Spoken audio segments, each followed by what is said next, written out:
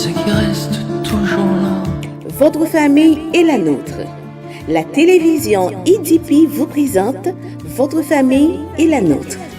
Une émission présentée par le révérend Dr Caleb Delior, ancien président de l'Association des Églises haïtiennes de la CMA, gradué du séminaire théologique de l'Alliance chrétienne Nyack à New York, gradué du séminaire théologique de Dallas, Texas, gradué de l'Institut international des droits de l'homme à Strasbourg, en France.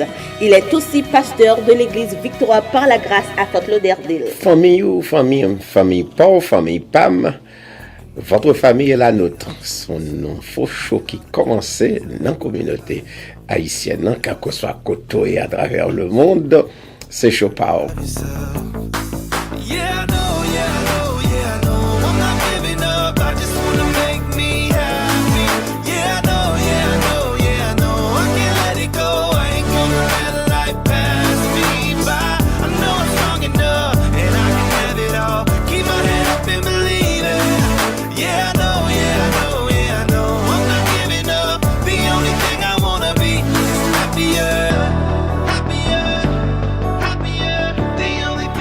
Our friends and family, the last time we had the first family, young ladies to come to share their own experiences with us, and that was quite an experience for us. And today we want to keep it balanced. So we had now just, we had now two these are not, we call them PK, forgive us for that. That means just pastor's children. But these are not children, they are adults, professionals. But we want to hear how they feel about certain things growing up in the family, and to help us to understand the family, the first family better. We had Mr. Roosevelt with us, and we had also Mr. Robert. We has Roosevelt and Robert. Welcome. Hey, thanks for having me. Right. So we it's a living room, and I have the children of the first family. So you please share with us how was it like growing up in the first family home, and all the attention, all the things focuses on the family, on the first family. Would you please share with our audience and a few experiences, good and the bad and ugly.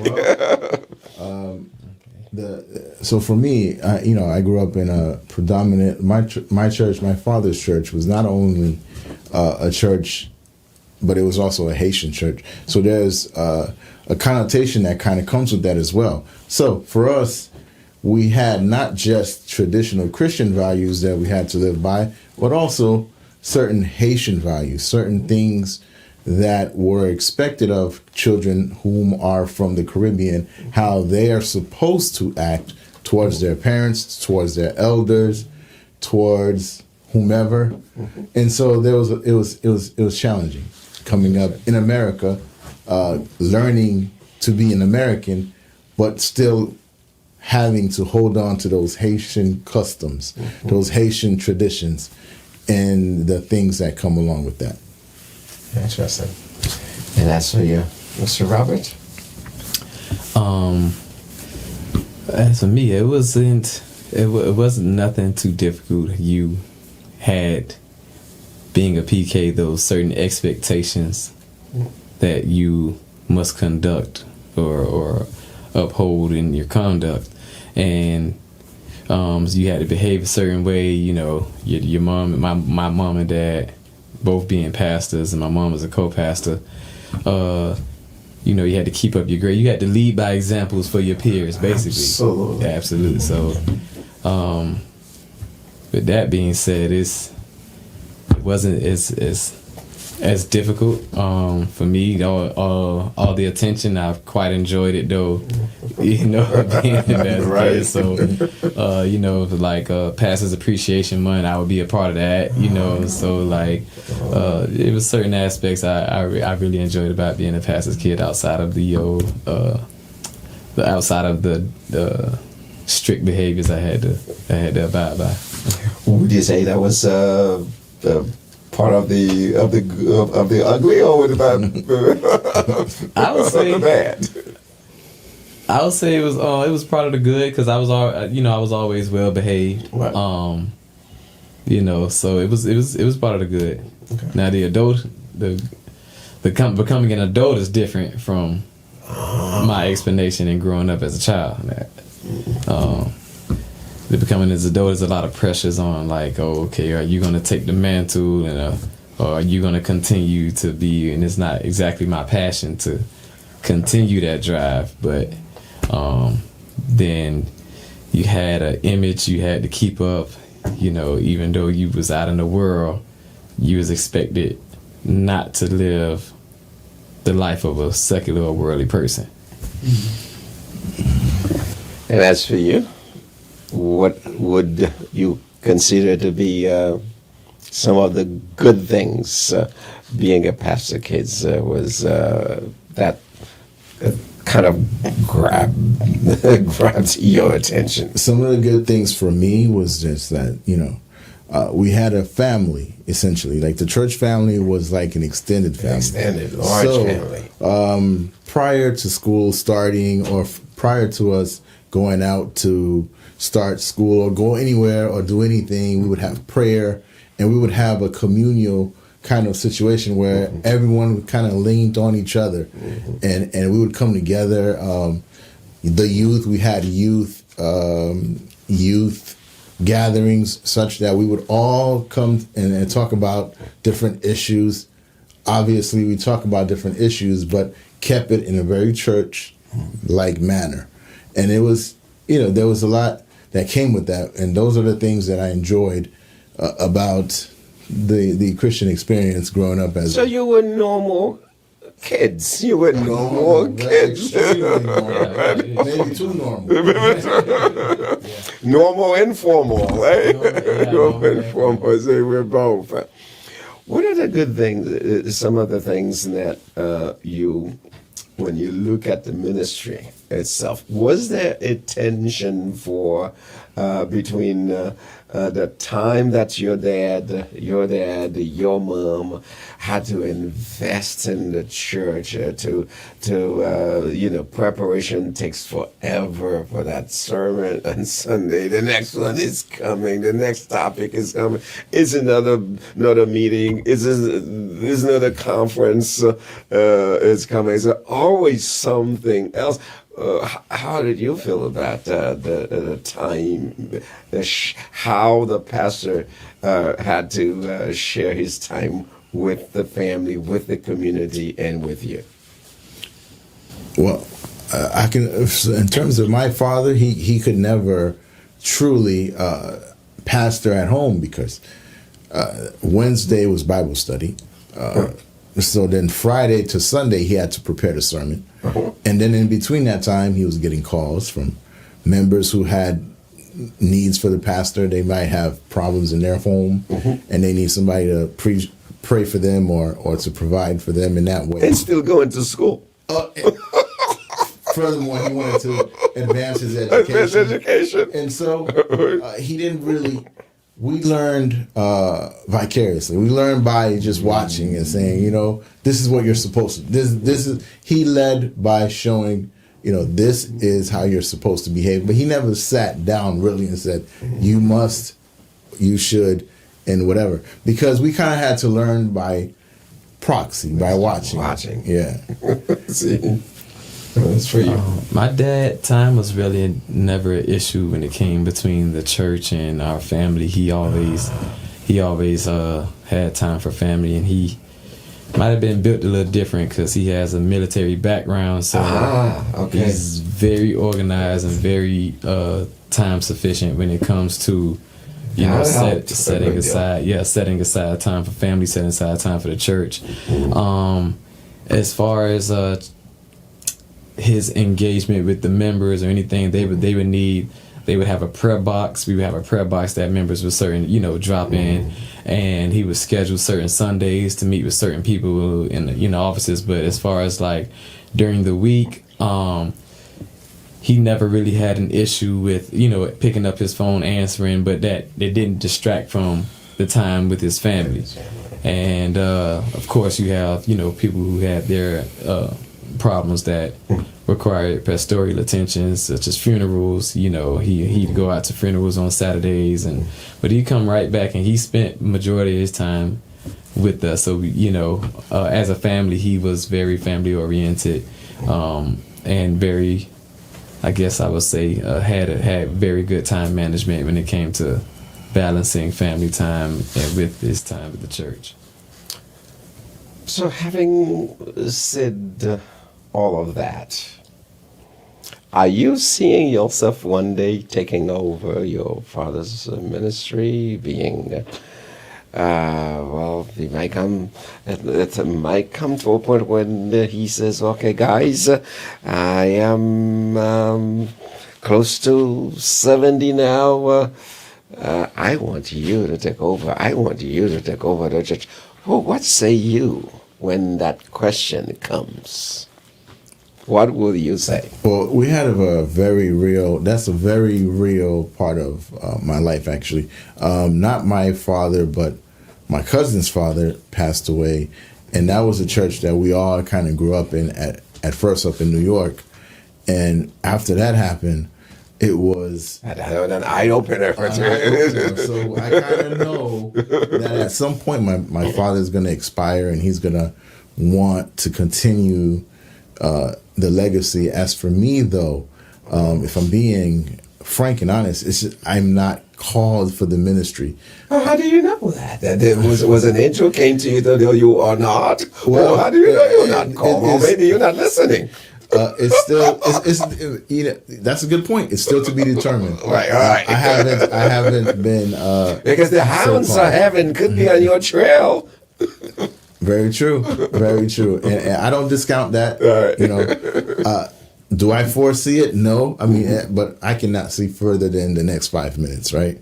And so I don't foresee it, but God has His ways of shepherding us in and ushering us into the pulpit if need be. I pray that it's not something tragic that drives me in, but if I personally don't see it, but never say never. Never say never. Never say never. Yeah, never say never. That's also a very real significance for me as well. Even though I have an older brother, he's not the junior. I am the junior. I don't know how that happened, but anyway, I'm the youngest of two. I have a brother that's 6 years older than me, and yes, my family does tell me, been telling me for a very long time, that I've been being disobedient to God, that it has been my calling, and that the more that He calls me to do it, is the further I run away. I disagree. I have certain. Are you saying you know more than they? I don't want to say I know more than them. I don't know more than they know spiritually. I don't know more than they know spiritually, but I do know I have certain aspirations and passions, and my dad has a passion to teach. He has a passion to motivate and bring people up spiritually, and he loves to do that. My dad will have service for 23 hours if he could, and he would sleep for 1 hour, and he would wake up and teach again for another 23 hours. When I see the passion that he has for doing what he does, I don't think my passion aligns with it. I just don't feel the urge, like it's not a passion for me to even want to walk that path. But like he said, it may be, if God has something called for you, I may have to submit if that's God's calling, if what they're saying is truly God's calling for me. But if it was, I feel like if it was my calling, then why didn't he input that passion and same passion in me as he did my dad? So, who was the disciplinary in the family? Was it your mom or was it your dad? Or was the one who had the most time you had the most time with? As for me, you know, my dad, it depends on what you mean by disciplinary, right? Well, he never, he would the homework has to be done. Yeah, he would chastise us, but it was never physical. It was always verbal. And my mom was more aggressive, if you will. She was the more one that would act physically. But you know, they shared that burden. They shared it. So certain times, you know, my dad may have to be the one to say, hey, you know, it's time to go to sleep. You know, it was a house of 3 boys, so you can imagine the amount of fighting and playing. So my parents had it. They had a time. You know, they had to deal with a lot. That's cool. You know, I'm a character. My brother's a character, and so on and so forth. And so my parents had to put up with that and kind of ring everybody in. So sometimes his mom, sometimes his dad, but they shared it. But my mom was more of the physical one, and my dad mostly was verbal. Well, for me, when it came to report cards, and they got tired of talking, and they got tired of my report card saying that I was doing too much talking, excessive talking. And so when it comes to the physicality of the discipline, they shared it equally. And that meant that when I got it from my mom, be prepared because my dad is still coming. It's not like my mom came and okay, I got him already. Let him go. No, I got you. Now your dad is going to get you when he gets off work. And my dad's physical discipline was a lot rougher than my mom's. Like, you know, and I come from just more than just my mom and dad being pastors in the church. Their mothers were mothers of the church, and you know, and they come from the baby boomers, right? And the baby boomers, right? Their generation, they got hit with switches and things of that nature. And my generation was more calm at the moment. We weren't using switches and nothing like that. But my mom had a way she would hold a belt. But the way my dad would hold it, it would wrap around and hit. He disciplined hard. So they shared it equally. It came bad from both of them. Yeah, when it came. And don't be caught in the shower. That might be rough. Yeah, don't be caught in the shower. You better not even shower. If you got the report card coming home, just wait. Just wait it out. I'd rather get hit dry. Share with us your relationship with church members, the children. Do you still have friends among the church members? Want the truth? Yeah. Wow. Why would I? It was rough. Growing up as a child, it was rough. It was just like things that children shouldn't really deal with. It was just deep envious people around you at a young age, and having the attention that you had. It was a lot of the young female peers would be attracted to you, and a lot of your male peers would be trying to strike you down behind your back just over nonsense, over girls, over the family. I'm sorry. Over like the ministry field trips, when all the kids would go together, they would take us and we would go to Tampa for what's the park in Tampa? What was the park in Tampa? Busch Gardens. Busch Gardens. We would all go to Busch Gardens, and they were planning certain trips, and certain kids would try to go off and let's leave him back. You know, let's let him be back, and then and they would go off and go into the park, and then your mom would be like, "Hey, why are you here hanging with all the adults? Where all the kids? Go with the kids." And I'd be like, "Mom, they took off, they left me," and, yeah. So Hey, don't feel bad. Yeah. Mary and Joseph abandoned Jesus too. I was always questioning their parental skills. So. And then coming up into adulthood, it kind of balanced out with your friends, or it even gotten worse with certain friends and even family. Me and some of my cousins grew further apart. Some of my friends and we grew closer, and also some of my friends who grew up with, the same ones who would leave me in the theme parks, once they got of age. I remember I was in college one time, and I happened to be talking to a young lady. This young lady, who I had no idea knew this specific person. That specific person, she was like, "Hey, you have a friend named such and such?" And I said, "Yeah, I have a friend named such and such. He used to go to my church when we were kids."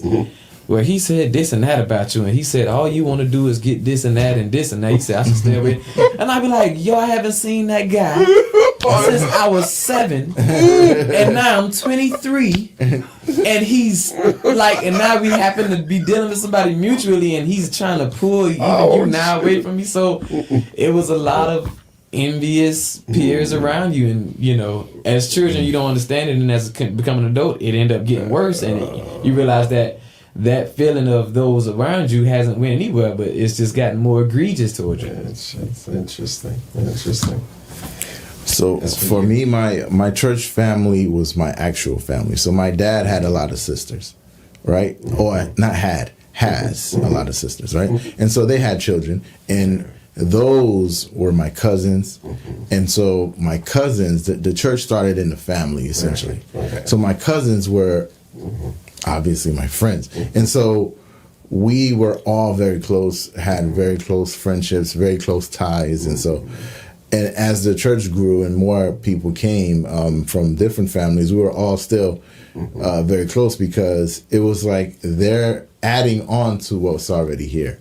So we were already friends and close. And so when the other kids came, it was natural that they became our friends and family as well. And so with the other kids, it was good. With the adults, though, it was a little bit different, because the adults looked at us almost like prodigal children. Like we were the exemplar for what their kids should behave like. Right? And so what they don't know, right? So they know what they see on Sundays. On Sundays, everybody's in their Sunday best. We're on our best behavior. We're scolded before we get there. This is how you should act. This is what you got to do. This is where you're going to sit. Exactly. My mom will tell you, this is where you got to sit. You can't sit past this row. You must sit here. You must do this. Okay. Obviously, we look good. But in reality, is that our everyday no. And so the adults would tell their kids, like, why can't you be more like this person's child? Yeah. But do you really know that person's child? Yeah. Right? So they will say comparison. Right. They will say, why can't you be more like so-and-so? To their children. And their children will probably be thinking, like, I don't think you really know who we are. Yeah. And so, so we that was the dynamic. So the church family, amongst the kids, it was very close. We all kind of grew up together, and some of them, when we got older and they didn't come to church anymore, and I knew that church was mandatory for me. I didn't have a choice. It was tough to watch them kind of move away from the church, move away from wanting to go, and me knowing I have to be there whether they're there or not. It was tough. Yeah. Now, how is your relationship with God today? I think I have my relationship with God is, and I think a relationship with God amongst all of us is very unique, right? We all have our own relationship with the Father, and that's why He's the Father, right? We all have our own relationship with Him. So my relationship with God is very unique, a very strong faith. I don't go to church as much as I used to growing up. Why not? I can give you well, that's Too true. busy. I can give you a million excuses, right? So the pandemic changed a lot of things. A lot of things changed. Also, as you're growing your own family and you're putting together your own things, you kind of get caught up with that, and that becomes your everyday life, and it pulls you away almost from making time on Sundays. Whereas I think my parents had it more simple. It was what they did. It was who they were, and it's who I am as well. It's just I have to get that back, if I'm being honest. That's for you. As for me, I think my relationship with God gets stronger every day. It's not the best, but I'm working through some things to try to better my relationship with God. Same, I don't go to church as much as I used to. It's like a generational thing, like my older cousins, when they got a certain age, they stopped coming, so I fell under the norm. I'm still a normal guy. So I eventually stopped going to church, and I can give you a million excuses, but not one of those excuses is a sufficient reason enough not to have not to have time spent with the Lord. So I won't name any. Just the fact that I guess I'm not putting forth the effort, and that's onus is on me. Accountability is fully taken for that. I'm sure your parents would love to see you going more regularly, more often, and as for you, I think both mom and dad would like to see you coming back and be more active in the church. What's your view of the church today? Looking at the church, Asian, American, African churches, what is your view of the church today? My view of the church, I think church is whatever that individuals or collectively as a group, whatever they make it. Because there's a little saying goes around: church is not a place, church is people. Church is an environment that you go to. Absolutely. Right. So absolutely. I think if you have a lot of gossiping, a lot of toxicities just mixed in the church, I would view that particular church. My view on that particular church would be as toxic. If the people as a collective whole just come and they just minister and enjoy just fellowshipping with each other and getting receiving a positive word from God, then my view on that particular church is it would be I would say my view on the church today would be it's great. I pretty much. Well, I view the church today. I've seen, especially Haitian churches. I think that there's a change. So, essentially, when I was coming up, the Haitian church. For the better or for worse? That change. I think it's for the better. But my point is, when I was coming up, they were very. I'll use the term whitewashed. By that I mean the pastor. Sung the hymns very traditional Baptist like, they mimic a lot of what they thought the gospel was from watching, probably not able to differentiate the culture and the gospel. Right. So a lot of what they thought was the culture was the white culture, how white people were preaching and what they would, and as they come to America and their church grows and the church starts getting some people who may not have come up in church, and you still must preach to them.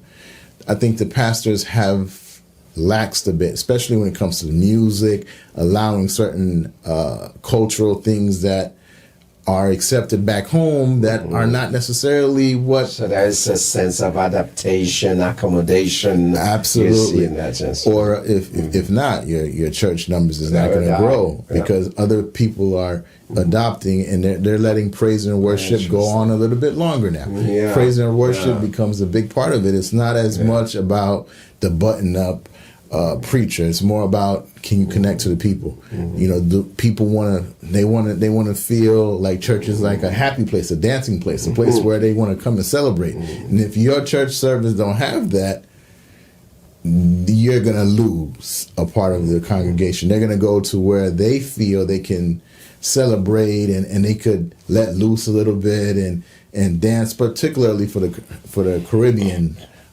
church and the Caribbean people who a lot of part of their culture is dancing and joy and music, and they don't want to lose that at church.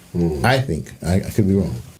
Well, what message would you have for any PK today who may feel that they just don't belong